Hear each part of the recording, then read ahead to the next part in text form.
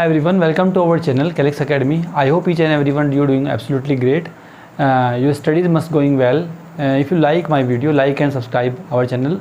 If you have any doubts, you can write in comment section. Now we're going to talk about the respiration and their breakdown. But before some discussion, basic introduction, this glycolysis topic.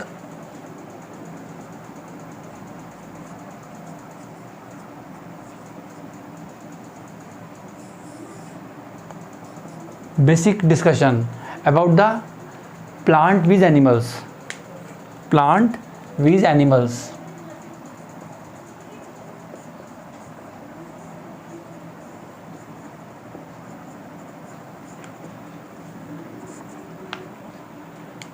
देखिए, let us start the respiration. The part of the respiration in chapter 4 NCERT.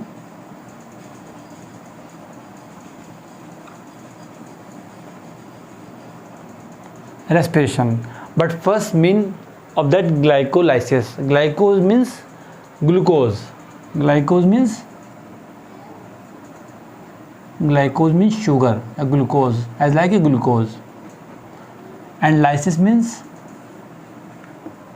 breakdown, yes, splitting.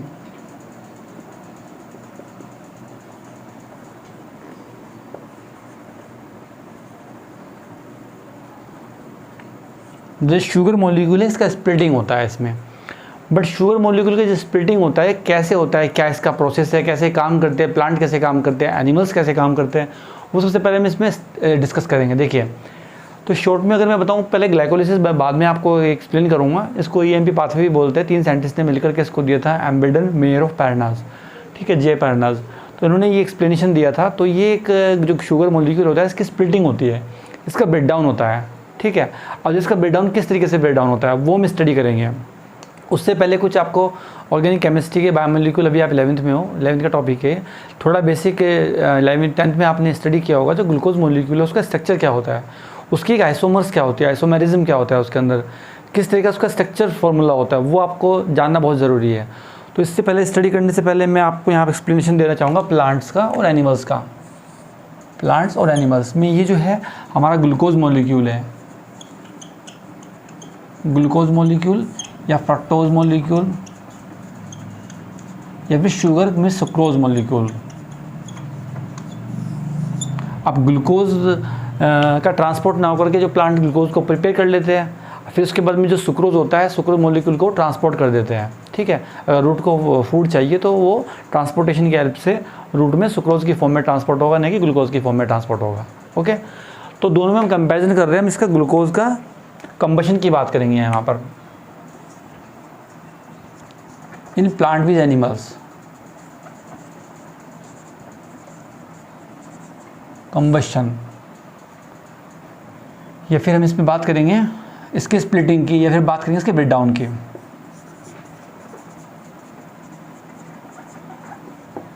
Breakdown की बात करेंगे. तो combustion में breakdown में क्या difference है. देखिए, होता क्या है, जो रेस्पिरेशन है ना, उनमें जैसे प्लांट एनिमल की हम बात कर रहे हैं यहाँ पर, जो गैसेस एक्सचेंज है वो कुछ स्पेशलाइज ऑर्गन जो उसमें होते हैं, प्लांट एनिमल्स में होते हैं स्पेशलाइज ऑर्गन होते हैं, लेकिन प्लांट में ऐसे स्पेशलाइज ऑर्गन नहीं होते हैं. जो एनिमल है, animal don't have plant don't have specialized organ.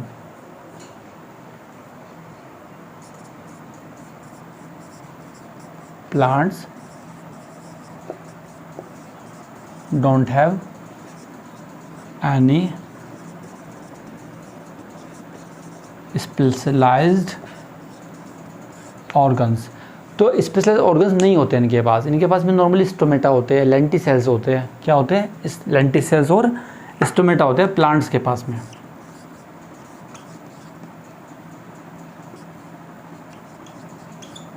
Lenticels और स्टोमेटा प्लांट के पास में होते हैं. लेकिन without organs how can respiration in plants.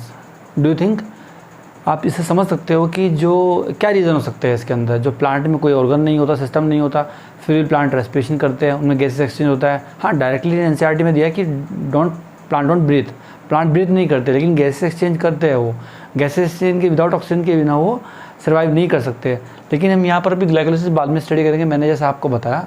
अभी हम स्टडी कर रहे हैं यहाँ पर केवल बेसिक ऑक्सीजन के गैसेस एक्सचेंज की, जो कि से पहले क्वेश्चन जो है माइंड में सेट हो जाते हैं स्टूडेंट्स के कि प्लांट सांस लेते तो कैसे लेते हैं, है ना।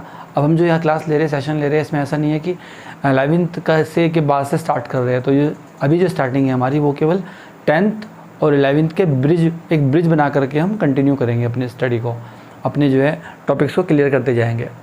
तो देखिए होता क्या है, इसमें कुछ चीज़ें होती है जो हमें समझना बहुत ज़्यादा ज़रूरी है। रीज़न क्या है, प्लांट में के जो ईच पार्ट है अपनी गैसेस एक्सचेंज को, अपनी नीड को वो अपने आप से वो फुलफ़िल कर सकता है automatically. They can fulfil and they adapted all of the cell of plants. तो one part to another part की बात करें, गैसेस जो होगा, ट्रांसपोर्टेशन होगा, वो प्लांट में बहुत स्लो होता है, क्योंकि प्लांट को कितना ज़्यादा ऑक्सीजन की रिक्वायरमेंट नहीं है। और जिन पार्ट्स को ऑक्सीजन की रिक्वायरमेंट है वो अपनी फोटोसिंथेसिस से वो जो सेल्स होते हैं, लीव्स स्टेम के जो सेल्स होते हैं, वो ऑटोमेटिकली फुलफ़िल कर लेते हैं वो, ठीक है ना। उनके अंदर प्यूमेंटेशन सिस्टम होगा। तो प्लांट में जो गैसेस एक्सचेंज बहुत ज़्यादा डिमांड नहीं होती, प्लांट में गैसेस एक्सचेंज की कम डिमांड होती है, ठीक है। और नेक्स्ट पॉइंट हमारा क्या है, अगर हम कंपैरिजन करें एनिमल से, जो प्लांट में रूट स्टेम लीव्स मैंने अभी बताया, जो रेस्पिरेशन के लिए बहुत वेरी स्लो ऑक्सीजन रिक्वायर और गैसेस एक्सचेंज, ऑलराइट। तो ओनली फोटोसिंथेसिस के टाइम पर क्या होता है, जो रिक्वायर्ड जो लार्ज वॉल्यूम ऑफ गैसेस हैं, ज़्यादा ऑक्सीजन, ज़्यादा गैसेस की जो रिक्वायरमेंट होगी, तो वो क्या कर लेता है उसी टाइम पर, वो at that time each leaf जो अपने आप से वो वेल अडेप्टेड होती है, जो लीव्स होती है, स्टेम्स होते हैं, वो वेल अडेप्टेड होते हैं। फोटोसिंथेसिस के टाइम पर ज़्यादा ऑक्सीजन की रिक्वायरमेंट होती है तो वो फुलफ़िल कर ले देते हैं, ठीक है। तो at that time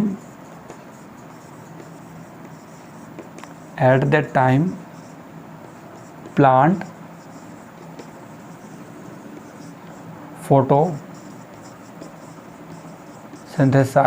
synthesis leaves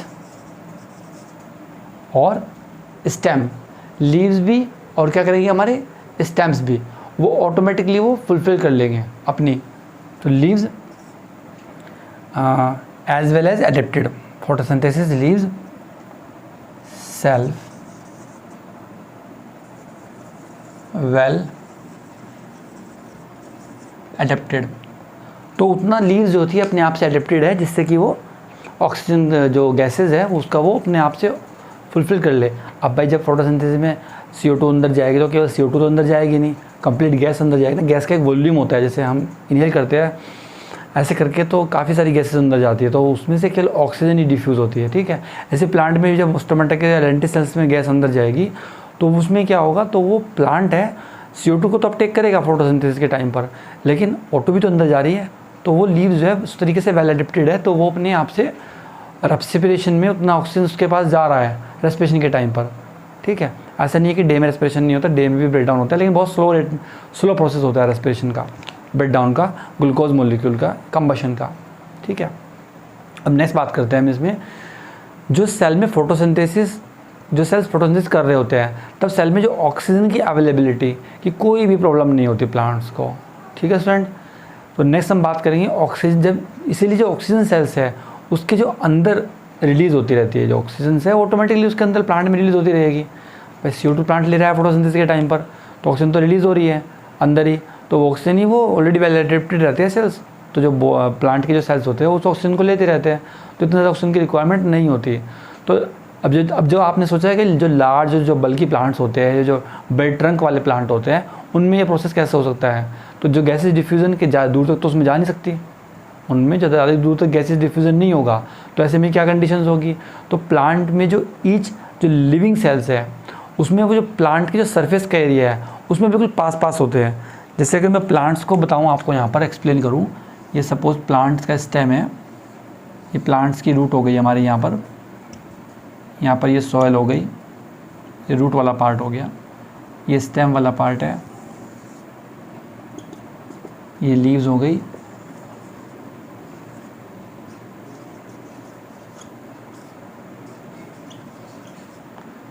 अब ये जो अंदर वाला जो एरिया है ये डेड होता है, ये वाला एरिया, ये हमारा क्या है, हार्टवुड, ये डेड होता है, ठीक है, और हार्ड भी होता है ये, है ना। तो यहाँ पर जो सेल्स होते हैं ये, इनको लेंटिसेल्स बोल दिया गया है। ये जो सेल्स है हमारे, ये क्या है, लेंटिसेल्स, ठीक है। इन लेंटिसेल्स से जो गैस होगी वो अंदर एंटर कर लेगी,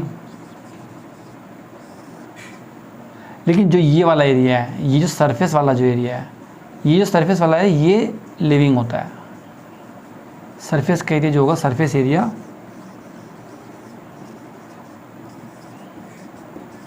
लिविंग होगा, और जो ये वाला जो एरिया अंदर वाला जो हार्ड एरिया है, जो ये हार्ड, ठीक है, ये हार्ड एरिया जो है, ये हार्ड एरिया, ये वाला एरिया ये डेड होता है। ये जो एरिया है जो मैंने रेड वाला बनाया, ये हमारा डेड होता है, ठीक है।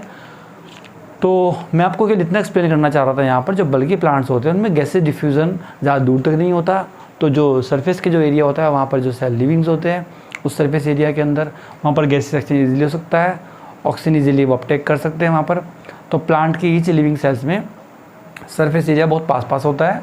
तो अब आप सोच सकते हो कि you ask this woody stem and root how can they survive and they uptake oxygen from where. तो स्टेम में जो लिविंग सेल्स है वो बैक के नीचे और इनसाइड द सेल एंड जो थिन लेयर है उसमें जो ऑर्गेनाइज रहते हैं, जो थिन लेयर्स है यहाँ पर, थिन लेयर्स में ऑर्गेनाइज रहते हैं जो सेल्स है, लिविंग जो वाले सेल्स है, ठीक है। तो यहाँ पर जो स्टेम के जो ओपनिंग वाला पार्ट है उसको हमने क्या बोल दिया, लेंटिसेल्स बोल दिया, और जो इंटीरियर जो सेल्स है उनको हमने डेड बोल दिया गया। तो ये जो डेड वाला पार्ट है के लिए मैकेनिकल सपोर्ट के काम करेगा। ये क्या काम करेगा, मैकेनिकल सपोर्ट का काम करेगा ये।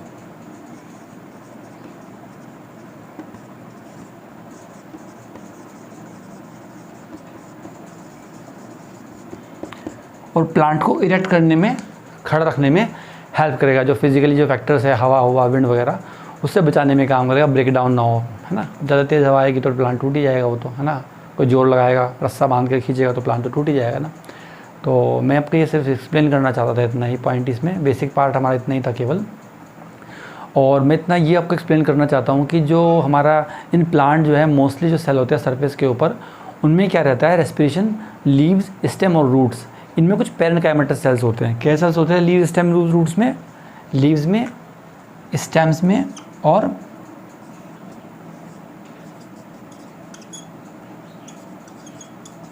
कुछ पैरेन्काइमेटस सेल्स होते हैं।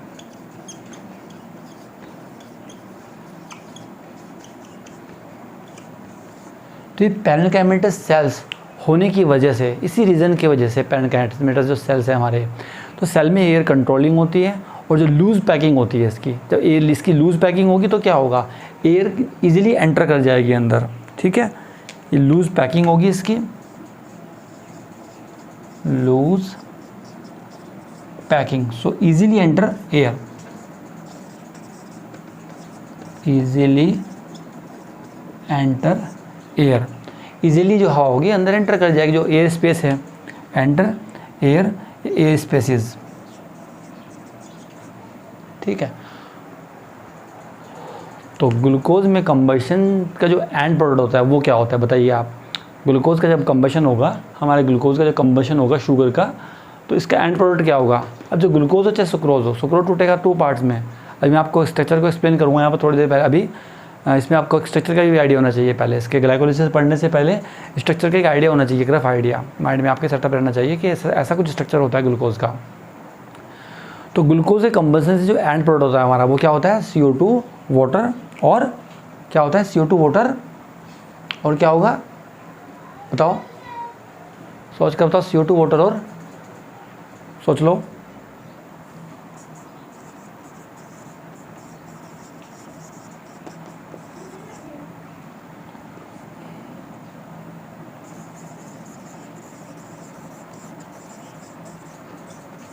CO2, वाटर और हीट, जो कि एनर्जी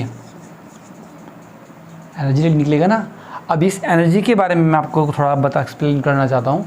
अब देखो, प्लांट ने रेस्पिरेशन में ब्रेक डाउन कर दिया, कैटाबॉलिक प्रोसेस हो गया, ग्लूकोज का टूट गया, कंबशन हो गया, है ना। अब चाहे वो ऑक्सीजन लेकर के कंबशन हो, चाहे वो इलेक्ट्रॉन को हीट के हेल्प से कंबशन हो, एटीपी के फॉर्म में कंबशन हो, ग्लूकोज टूट गया। अब टूटने के बाद जो ये हीट जो रिलीज़ हो रही है, प्लांट ऐसे हीट को ऐसे वेस्ट नहीं कर देता है। तो जो हीट जो एनर्जी की फॉर्म में रिलीज़ हो रही है, तो मोस्टली क्या करता है, मोस्टली जो पार्ट है वो हीट के रूप में प्लांट उसको बचाए रखता है, बनाए रखता है उसको अपने आप में। तो that is useful. Okay, then use for their products, है ना। प्रोडक्ट सिंथेसाइज, जो दूसरे प्रोडक्ट्स है प्लांट्स को, मैलिक एसिड हुआ, सिट्रिक एसिड हुआ, ग्लूकोज से तैयार करने हैं, सिंथेसाइज करने हैं, तो वो प्लांट इन हीट से, इस हीट से क्या करता है, डिराइव कर लेता है इजीली। ठीक है, डिराइव कर लेता है, इस हीट से ही डिराइव कर लेता है, डिराइव्ड